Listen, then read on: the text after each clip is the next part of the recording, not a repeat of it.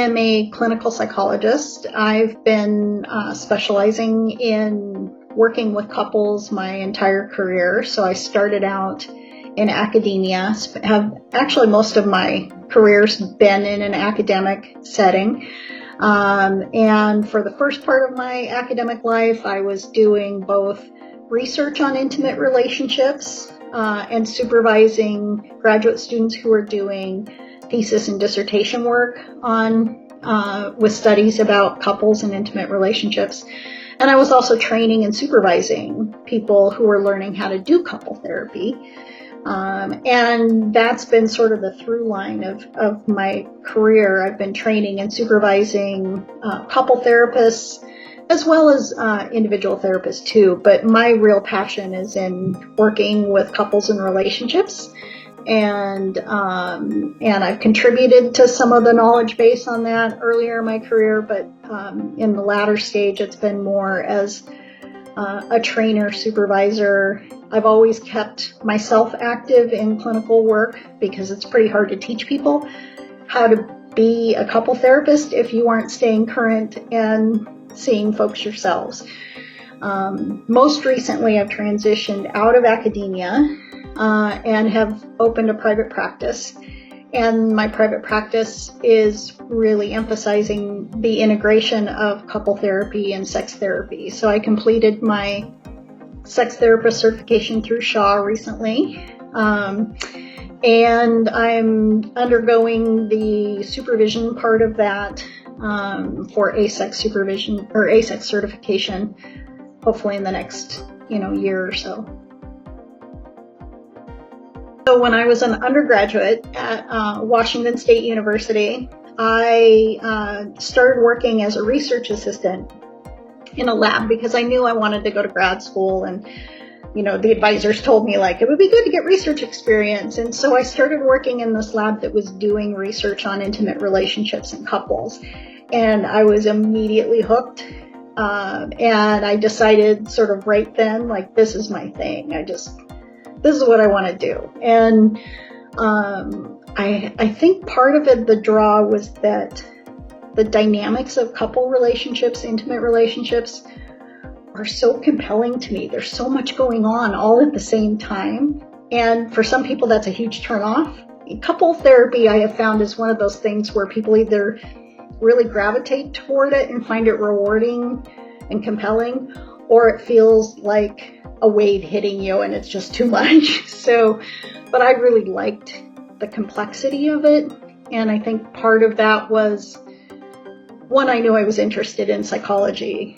I knew I was on the right path there. But there was something about intimate relationships that really drew me. I think growing up, I didn't have a lot of models myself of what healthy, functional relationships look like. And I was married at the time. I got married pretty young. So when I started working in this lab as an undergrad, I was already married at that point, and just found it incredibly useful to really learn about the science of intimate relationships, and then to use that science to help people who are struggling in their relationships. So I got hooked really early on, went from undergrad to a grad program where I could work directly with one of the founders of the first evidence-based intervention for relationship distress. And so I got to work directly with him, and he mentored the research I was doing at the time and also trained me as a couple therapist. And then since then, have sort of gravitated toward and gotten trained in a couple of other evidence-based models for working with couples.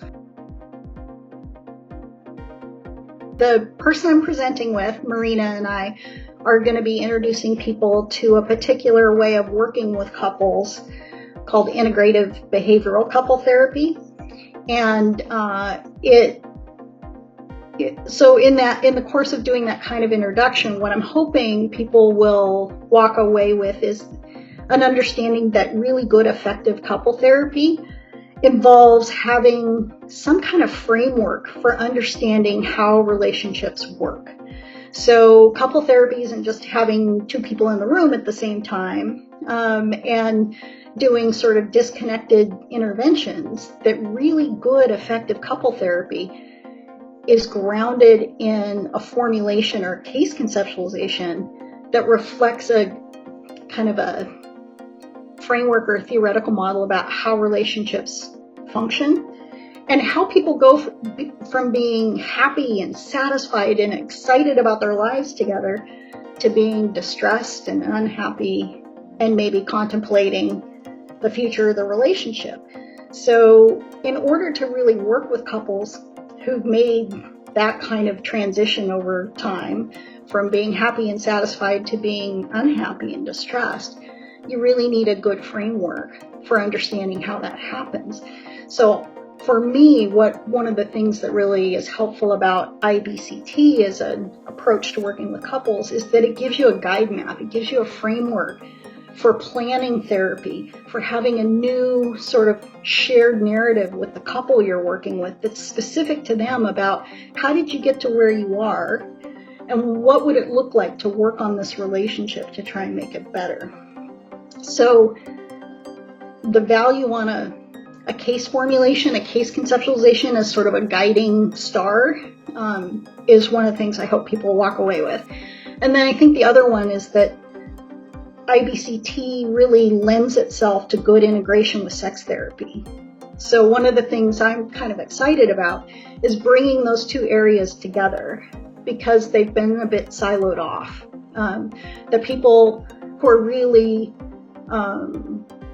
working day in and day out on sort of the couple therapy side don't necessarily overlap a whole lot with the people who are working day in and day out on the sex therapy side.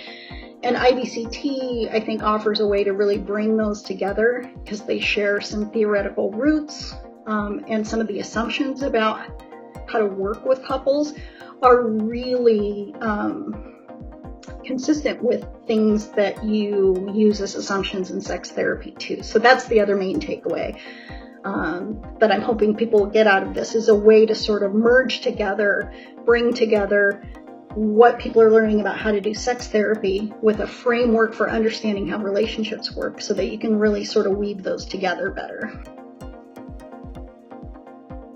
I know from being a student at Shaw, during that time, I have met some really amazing people who have taught me a whole lot about sex therapy and sexuality and how to do this kind of work.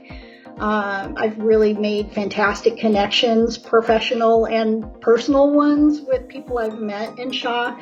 And for me, it's really exciting to be able to sort of give something back to that community that has helped me in sort of tackling this new area and developing more competency in this.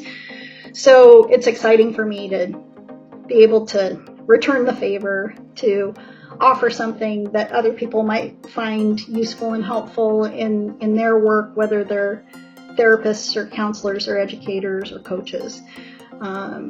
So yeah, it feels nice to be able to give something back because I've gotten a lot out of being a part of Shaw.